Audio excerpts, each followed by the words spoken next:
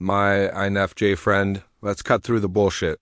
You've been walking through life with this invisible weight, feeling like no one fully gets you. People see the smile, the nod, the polite presence, but they don't see the storm inside your skull, the fire in your chest, or the endless damn questions echoing in your soul. And I know you've asked yourself this: am I too much? Or am I not enough? Neither. You're something rarer. You're the paradox the world isn't built to handle. You crave connection like a starving wolf, but solitude is the only place you can breathe. You see patterns in people before they even live them out.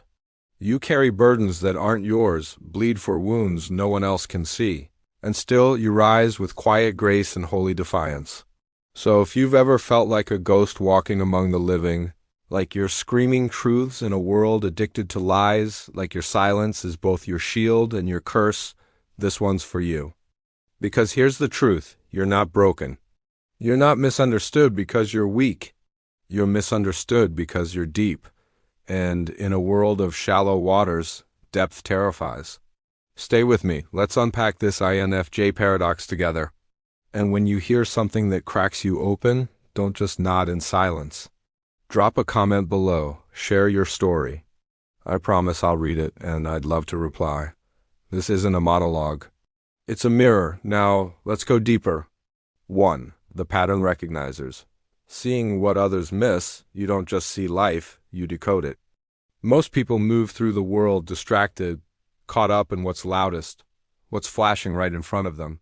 But you notice the quiet details, the almost invisible shifts, the hairline cracks in the mask. It's the way someone's eyes glaze over for just a second when they say, "I'm fine." The way their laugh sounds a little too sharp when they insist, "Don't worry about me." The way their whole energy pulls back, even while their body leans forward. To most, these moments mean nothing. To you, they're neon signs. Because where others see random fragments, you see patterns. Invisible blueprints. Threads weaving through conversations, relationships, even destinies. People call it intuition, but it's more than that. It's like your subconscious is a radar, pulling in signals others don't even know exist. You don't guess, you know. You know when a friendship is fading before anyone dares say it out loud. You know when someone is lying before their lips have even finished forming the words. You know the ending before the beginning has even started. And here's the paradox. This gift feels heavy as hell. Because when you're the pattern recognizer, you're also the silent prophet. And prophets? They're rarely thanked. When you voice what you see, people dismiss you. They tell you you're overthinking, paranoid, too sensitive. Or worse, they laugh. But then, weeks or months later, your overthinking plays out exactly as you predicted, and instead of validation, you get silence. Maybe even resentment, because you saw what they weren't ready to face. That's the lonely edge of this INFJ gift, carrying truths no one else wants to acknowledge. Sitting in rooms where your vision feels like a weight only you can feel pressing on your chest. Knowing too much, too soon. But here's the thing, my INFJ friend, this isn't a curse, it's sacred. Your ability to see beneath the surface is a compass, a warning bell, a map through the fog. Yes, it isolates you at times. Yes, it makes people uncomfortable. But it also makes you the one who can lead, protect, and heal in ways others can't. Don't shrink back just because your sight unsettles people. Don't doubt yourself when your knowing gets dismissed. You see what you see for a reason. My INFJ friend, when was the last time you saw something so clearly, yet no one else believed you until it was too late? And how did that moment shape the way you trust your own vision? 2. The unwavering compass, standing for truth and justice. Let's be real, hypocrisy makes your skin crawl. You can play nice when you have to. You can smile politely in rooms that don't feel safe. But the moment someone tramples your values, that inner compass of yours doesn't just shift. It snaps into place like steel. For an INFJ, truth isn't optional. Justice isn't negotiable. It's not some lofty philosophy you flirt with when it's convenient. It's the core of your damn being. You'd rather walk alone than betray it. You'd rather burn every bridge than stand on one built out of lies. That's why people often call you intense. Because in a world that bends the truth for profit, convenience, or comfort, you don't bend at all. You stand. And standing in a culture that thrives on masks and illusions? That terrifies people. Here's what most don't understand. When you defend your values, it's not about being holier than thou. It's about survival. It's about integrity. Your boundaries aren't walls. They're sacred lines, forged in fire, tested by betrayal, strengthened by scars. You know what it feels like to betray yourself and you swore you'd never do it again? And yes, that makes people uncomfortable. They'd prefer you water yourself down, be a little less passionate, stay agreeable. But hell no, you weren't put on this earth to play house in someone else's illusion.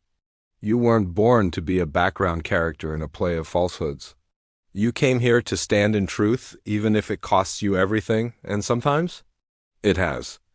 Because when you hold firm to your compass, you lose people. Friends fade, lovers leave, communities exile you. Not because you're wrong, but because your uncheckable presence reminds them of everything they're avoiding in themselves.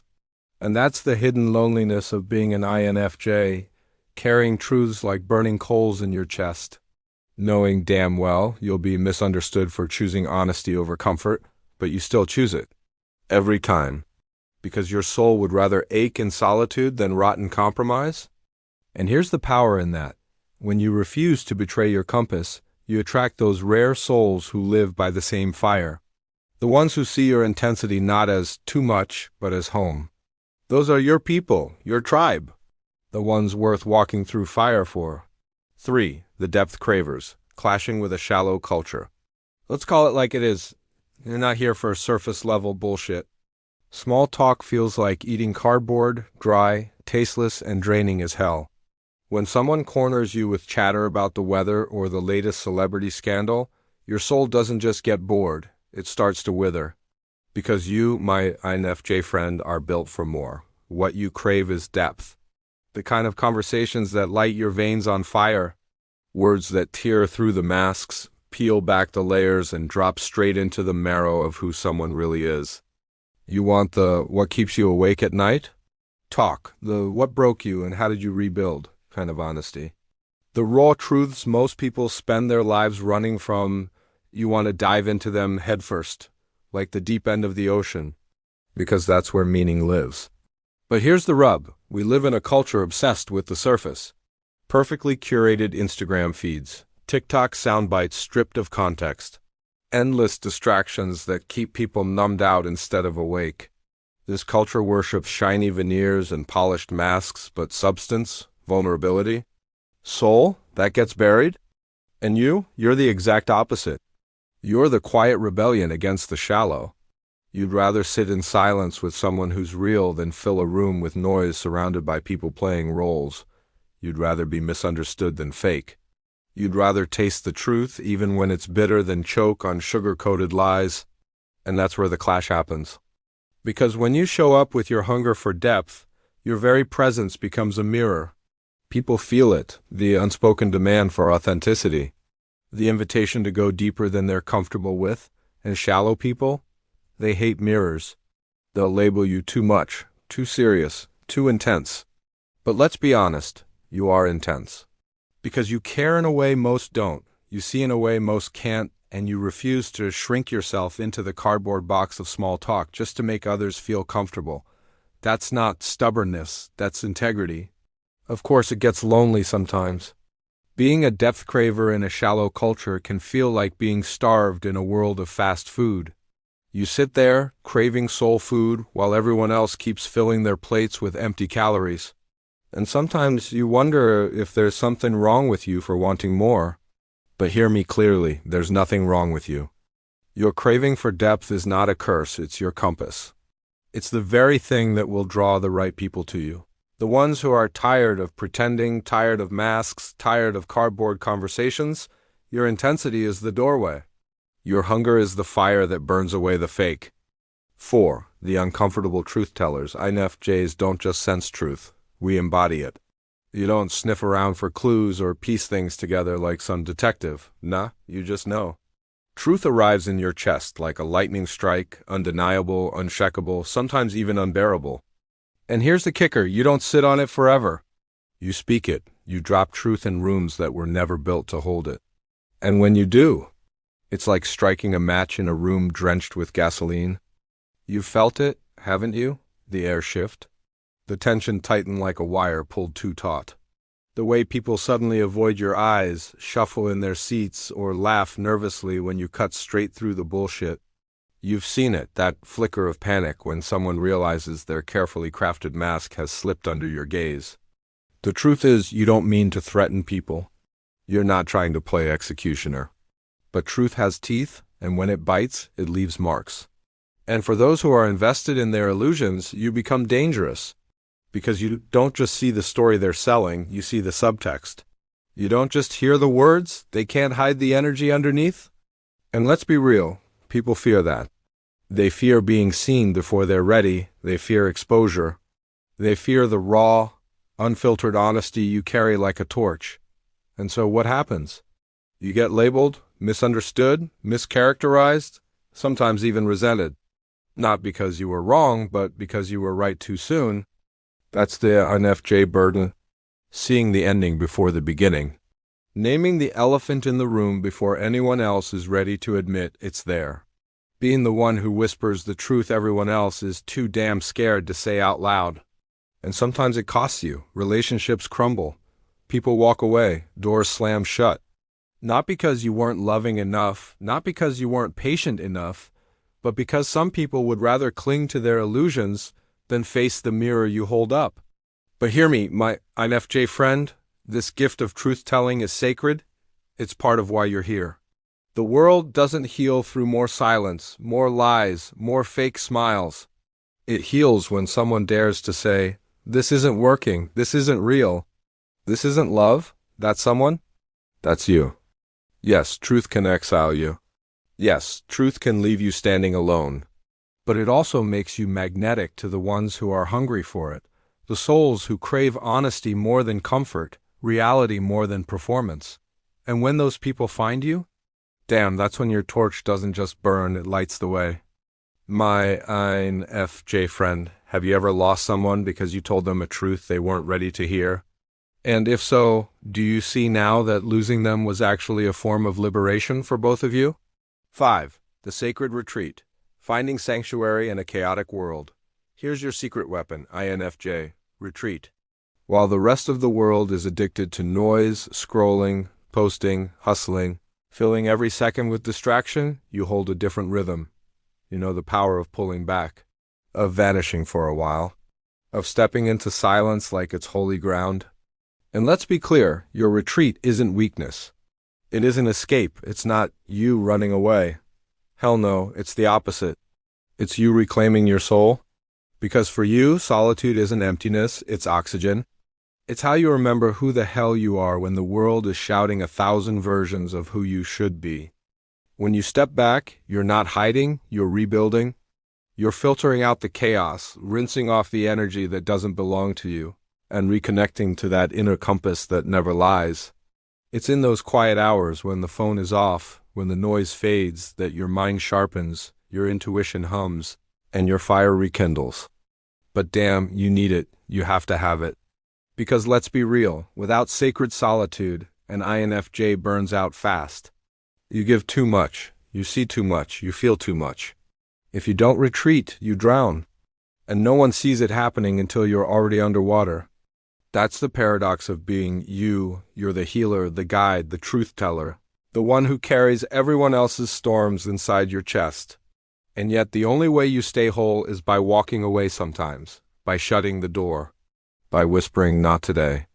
Today I choose me, and the world doesn't always get it. They mistake your retreat for rejection. They call you distant, aloof, or even cold. But here's the raw truth. You can't pour from a cup that's bone dry. Your retreat isn't selfish, it's sacred maintenance. It's survival. It's what keeps you from becoming a hollow version of yourself. So let me ask you this, INFJ, where's your sanctuary?